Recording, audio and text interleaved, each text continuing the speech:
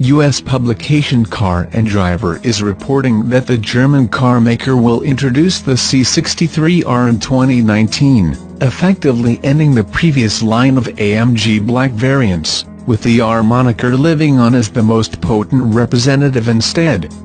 Pundits are predicting that the new R will borrow the mighty 450 kilowatts per 850 Nm drivetrain and four-wheel drive of its larger AMG C63 sibling, but Wills understands that, in the name of weight saving and track dynamics, the C63 R will stick with rear drive only. That decision almost certainly rules out the use of the E63's engine, which would turn tires into smoke in the blink of an eye without the beast taming all-power traction. More likely will be a strict weight loss diet for the C63s that could see as much as 100 kilograms dropped through modifications such as the deletion of rear seats and extensive carbon fiber panel and component use. The car maker may squeeze a little more grunt from the standard 4.0-liter turbocharged V8 as a gesture, but a majority of the added performance will most likely be thanks to weight reduction and a sharpened chassis. Mercedes-AMG is remaining tight-lipped regarding the legitimacy of the report's claims, but Mercedes-Benz Australia Public Relations and Communications Manager Jerry Stamoulis told Wills that if the R is chalked for production, it was likely to be offered locally. The R formula for the AMG GT works, and to see that in other AMG models is something we would welcome, he said. Any variant outside the 63S, we know Australians love. C63 Black Series are still holding their current values.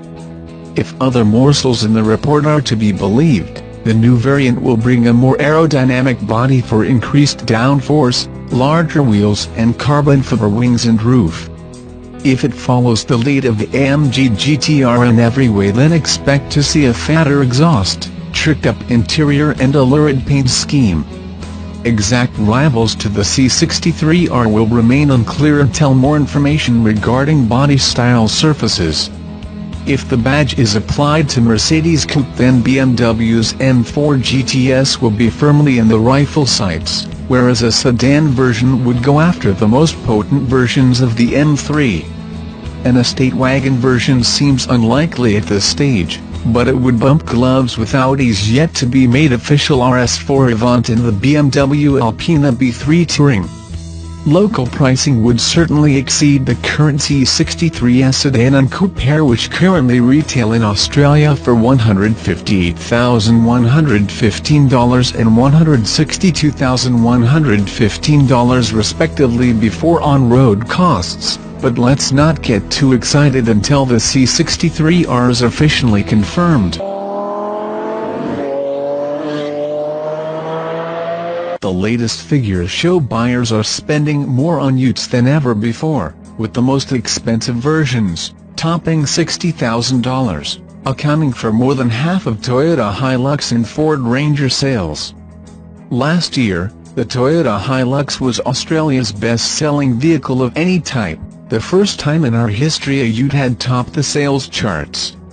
Utes now represent 4 of the top 10 sellers nationally. Which is why Toyota, Ford and Holden are secretly working on even more expensive monster utes that will be on sale within the next 2 years. It's also why Volkswagen just introduced the super luxury version of its Amarok pickup, and Mercedes-Benz is planning to get in on the action with its new X-Class ute due next year. A little more than a decade ago, the Holden Commodore and Ford Falcon utes topped the workhorse market. But since 2006, heavy-duty utes such as the Toyota Hilux have been the tradies' favorite. The Hilux Tonka Edition is a one-off special created by the 150 designers and engineers who work at Toyota headquarters in Melbourne. Toyota says families will get to see the Tonka Hilux in the metal as it tours 4WD shows, field days and expos around the country. We have taken Tonka out of the sandpit and reinvented Hilux from top to bottom and from nose to tail, said Toyota Australia designer Nick Hagos. Inspired by the Tonka trucks that kids play with in their backyards, the Hilux Tonka concept goes way beyond the already hugely capable abilities of Hilux to traverse rocks and other rugged terrain. Unlike other show cars, the Tonka Hilux actually drives. Underneath the wild yellow and black bodywork is a Hilux SR5 that's been jacked up on heavy-duty off-road suspension. It also has extra underbody protection should you want to take it off the beaten track. Tesla CEO Elon Musk today shared the first video of what he calls a release candidate version of Tesla's upcoming Model 3 electric car.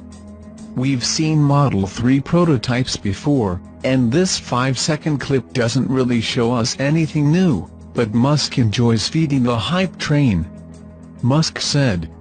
He also noted that calling the new car the Model 3 inches was sowing confusion among customers about whether it was the next version of Tesla's car, like Apple going from the iPhone 2 to iPhone 3. Not true. He called himself a dumb idiot for naming it Model 3, saying he didn't realize at the time that it would cause confusion.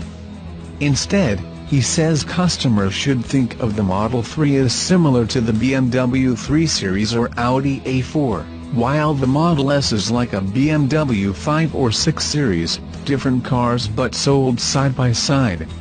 Musk noted that he will keep driving the Model S even after the Model 3 arrives. In an anecdote we've known for a while, Musk reminded followers that the Model 3 was originally going to be named the Model E, for obvious dumb humor reasons, meaning the cars would be Models S, E, and X, but a Ford trademark lawsuit prevented that from happening. Next up, naturally, is Model YS3XY. As part of his tweet storm this morning, which occurred during a flight to Cape Canaveral for a SpaceX rocket launch, Musk replied to a number of current and potential Tesla customers about what's coming from the company in the coming months. Among other things, he said, "The first Model 3 cars will all be rear-wheel drive, much like the Model S was, to make production a bit simpler. All-wheel drive/dual-motor versions will come 6 to 9 months after launch. Performance versions of the Model 3 will come probably a year from now, though the Model S will remain faster because it has room for a larger battery." More cowbell will be coming in the Tesla 8.1 software update, which is expected next week. It's a reference to a Will Ferrell Saturday Night Live skit of which Musk is a fan. Previous versions of Tesla's vehicle operating system have included Easter eggs referencing cowbell. The Model 3 will have a single screen combining instrument cluster and infotainment information in one place. Hinting at possible increased autonomy, Musk asked how often riders look at the instrument panel in a taxi. The exterior styling will offer the second generation of the GLE a well-defined identity, starting with the massive radiator grille and the bold wheel arches. As for the interior, we can talk about the dashboard, which mixes predictable elements with surprising ones.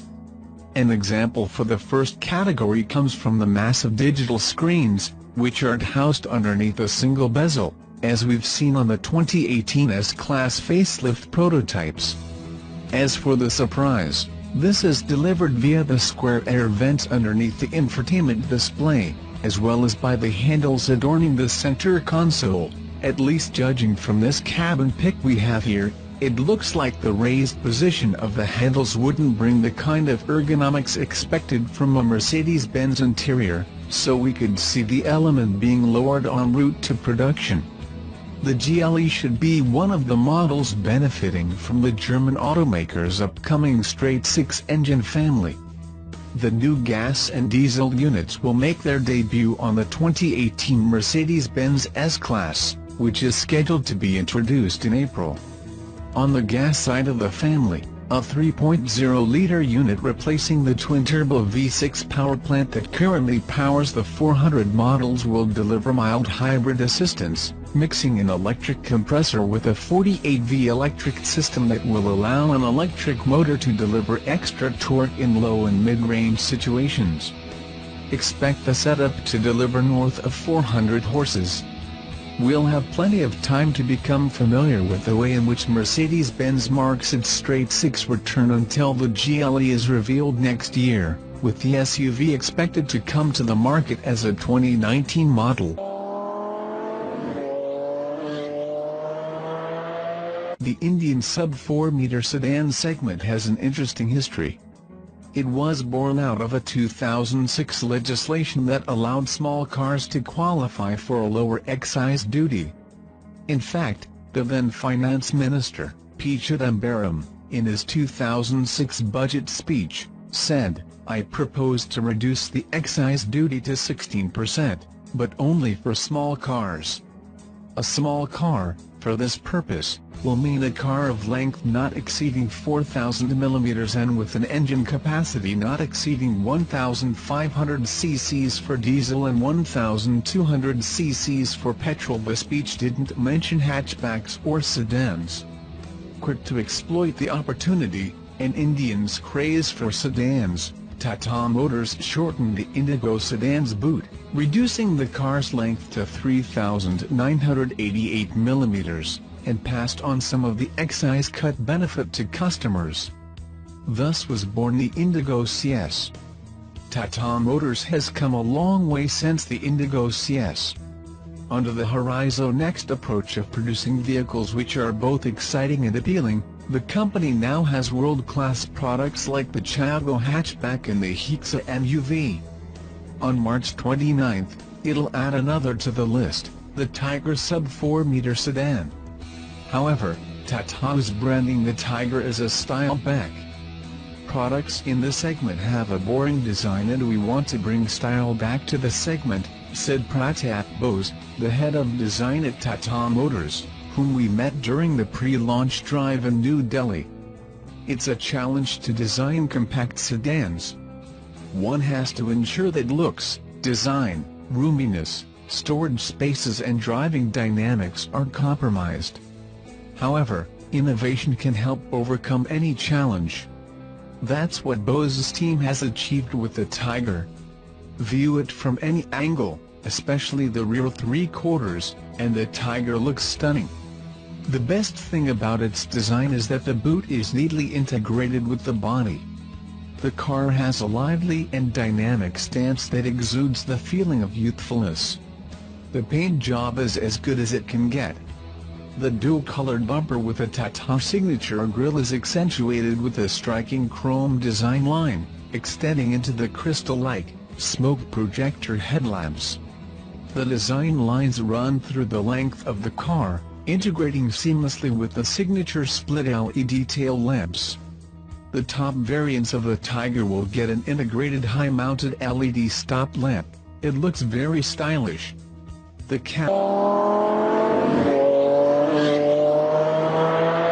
A document on the 2018 Shelby GT350 reveals that the last model year of the GT350 won't get the facelift face of the 2018 Mustang. And time has taught us that Ford doesn't do the GT350 and GT500 concomitantly. It's a given, then, that the earliest we'll get to see the new GT500 in dealership lots is in 2018 for the 2019 model year. Still, the wait will be well worth it. Mustang 6G forum member J159866 captured a prototype of a Go Faster staying up on lift, which strikes a discordant note from earlier GT500 test mules. Look at the front fenders. Look at the Roadchecker-inspired louvers located above the wheel arches. Intriguing stuff, alright. The mule photographed by J159866 isn't confirmed to be a 2019 Shelby GT500, but if FOMOCO goes forward with those louvers, I'm definitely down with it. Even though the carbon fiber wheels are the same units as found on the GT350 R, the work-in-progress rear wing has a different design. Another detail that proves this is just a test bed is represented by the pre-facelift headlights. It's only natural to assume, then, that the actual GT500 will adopt elements from the 2018 Ford Mustang GT, including the somewhat awkward face. The forum thread where these photos were posted also features quite an interesting line, as follows: "I can tell you that I overheard. They were testing TTs, but they have switched to a blower. Well, I'll be damned. I wouldn't have the GT500 any other way than with a thumping great supercharger under the hood, not a turbo